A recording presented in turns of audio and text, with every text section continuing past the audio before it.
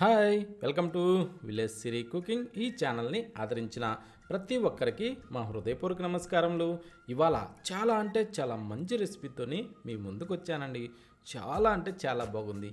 ఒక్కసారి మనం ఈ విధంగా వేడి చపాతీలోకి ఈ టైప్లో మనం ఈ పప్పుగా ఉండే విధంగా ఈ కర్రీ చేయగలగలేగానే టేస్ట్ అద్భుతంగా ఉంటుందండి.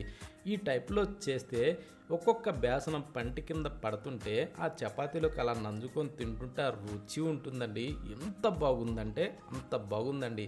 దాని గురించి ఇప్పుడు మనం కందిపప్పుని నేనైతే ఒక 50 గ్రాముల కందిపప్పు తీసుకునేసి 3 గంటల పాటు నాననిచ్చానండి.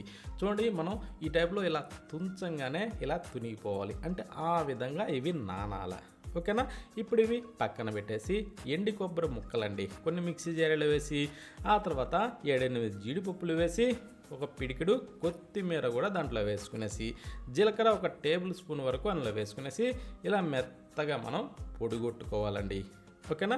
అంటే నీళ్ళు పోస్తే పేస్ట్ అవుతుంది కాబట్టి నీళ్లు పోయకుండా మనకి ఈ టైప్లో పొడి కావాలండి. ఓకేనా. ఈ టైప్లో అయితే ఇది కొంచెం బరకగా వస్తుంది. ఈ విధంగా ఉంటే చాలు. ఇప్పుడు దీన్ని పక్కన పెట్టి స్టవ్ ఆన్ చేసి ప్యాన్ అయితే పెట్టుకునేసి దాంట్లో ఒక 2 గంటలు ఆయిల్ వేసుకుందాం.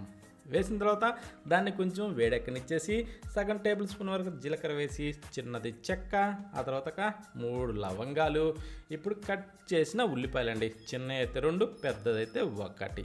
ఓకేనా. ఇప్పుడు అవి అలా కట్ చేసి ఇందులో వేసుకునేసి కొంచెం అలా కలిపేసి, ఇప్పుడు చీరిన పచ్చిమిరపకాయలండి ఒక 2-3 ఇలా చీరి మధ్యలోకి అందులో వేసేసి, ఇప్పుడు వీటిని మనం మంచి కలర్ రానివ్వాలండి. గోల్డెన్ బ్రౌన్ కలర్ అయితే ఈ ఉల్లిపాయలని రానివ్వాలి. ఆ తర్వాత ఒక సగం టేబుల్ స్పూన్ వరకు అల్లం వెల్లుల్లి పేస్ట్ కూడా దీంట్లో వేసుకోవాలి. వేసిన తర్వాత ఇందాక మనం గ్రైండ్ చేసిన ఆ పొడి ఏదైతే ఉందో దాన్ని కూడా ఇందులో వేసేసి ఈ రెండింటిని కూడా పచ్చి వాసన పోయేంత వరకు మనం కొంచెం అలా కలుపుతూ వేగనిచ్చుకోవాలి. ఓకేనా. ఈ విధంగా వేగిన తర్వాత ఇప్పుడు కట్ చేసిన టమోటాలండి, అవి మంచి ఎర్రటి పండ్లు, దాంట్లోకి ఇప్పుడు 1 టేబుల్ స్పూను సాల్ట్ కూడా వేసి ఇలా బాగా మిక్స్ చేసి, ఇప్పుడు దీన్ని మూత పెట్టి ఒక 2-3 నిమిషాల పాటు అయితే ఇలా బాగా మగ్గించుకోవాలండి. ఈ విధంగా వీటిని మగ్గిన తర్వాత ఇప్పుడు కొంచెం అడుగు పట్టుకోకుండా ఈ టైప్లో కొంచెం అలా తిరగేసుకోవాలి. ఈ విధంగా తిరిగేసుకున్న దాంట్లో ఇప్పుడు చిటికెడు పసుపు వేసి, ఆ తర్వాత 1 టేబుల్ స్పూన్ వరకు కారపొడి వేసుకునేసి, ఆ తర్వాత ధనియాల పొడి కూడా దాంట్లో వేసేసి కొద్దిగా గరం మసాలా వేసుకోవాలి. వేసిన తర్వాత ఇప్పుడు దీన్ని ఇలా బాగా కలుపుతూ తిరిగేసుకోవాలి. ఇప్పుడు దీన్ని మంచి కలర్ వచ్చేంత వరకు వేగనిచ్చుకోవాలి. అది కొంచెం గట్టిగా అనిపించినప్పుడు లైట్గా కొద్దిగా నీళ్లు పోసుకోవాలండి, ఎక్కువైతే అవసరం లేదు. అంటే ఒక 2-3 టేబుల్ స్పూన్ల మందం నీళ్లు పోసుకొని ఇప్పుడు దీన్ని ఇలా బాగా 2-3 నిమిషాల పాటు ఆయిల్ తేలేంత వరకు ఇలా బాగా ఫ్రై చేసుకోవాలి. ఇది కారం వాసన పోయి మంచి గుమగుమలాడే విధంగా మనకి ఈ టైప్లో వచ్చాక ఇప్పుడు మనం ఏం చేద్దామంటే తగినన్ని నీళ్లు పోసుకోవాలి ఈ టైంలో. ఓకేనా. అంటే ముందే పోయకూడదండి. ఇదేదైతే ఈ కారం మసాలా బాగా వేగిన తరువాతనే నీళ్లు పోసుకోవాలి. ముందే నీళ్లు పోసామంటే మాత్రం కొంచెం తినేటప్పుడు కారం వాసన, మసాలా వాసన వస్తుంటుంది. అందుకోసం అనేసి ఇలా ఇప్పుడు రుచి సరిపడా దీంట్లో సాల్ట్ వేసేసుకునేసి కాస్తలా మిక్స్ చేసుకోవాలి.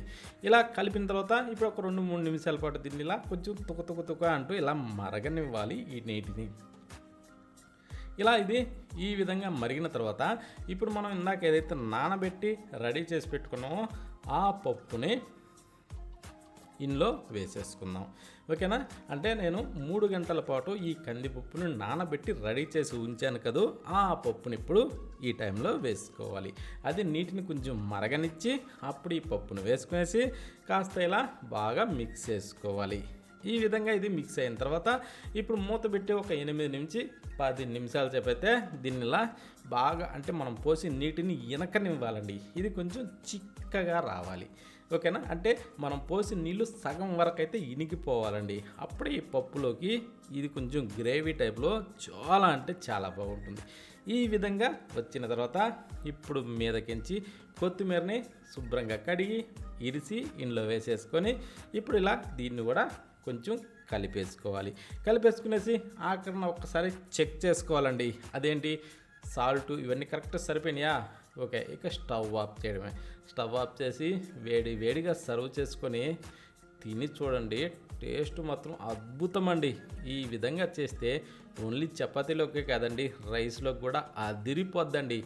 ఇలా చేయండి. టేస్ట్ మాత్రం ఎంత బాగుందంటే అంత బాగుందండి. ఇంట్లో ప్రతి ఒక్కరికి ఖచ్చితంగా నచ్చి తీరుతుంది. ఇంటిల్లపాది కడుపు నిండా తింటారండి. అంత బాగుంది ఈ కర్రీ. ఓకేనా? ఈ టైప్లో ఖచ్చితంగా చేయండి.